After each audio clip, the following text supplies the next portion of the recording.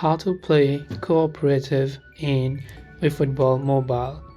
In order to play cooperative matches in eFootball Mobile with your friends, all you have to do is first launch eFootball Mobile. Then from the left hand side, just go to the option called Match right here, which you can see. Then from the Match tab, you can see various options. On the right hand side, you can see the option called Friendly Match, which is Friend Match, so simply make sure to select that. From Friendly Match, you can see the option Create Co-op Match Room. So if you are trying to invite someone to a 3 versus 3 or 2 versus 2 game, you can select this option right here.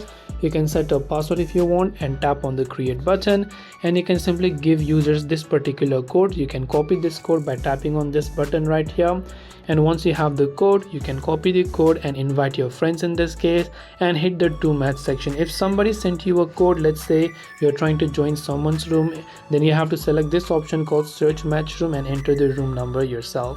Either way, this is the way to play cooperative matches in eFootball Mobile. Hope this video helped you out. Thanks for watching and see you in the next video.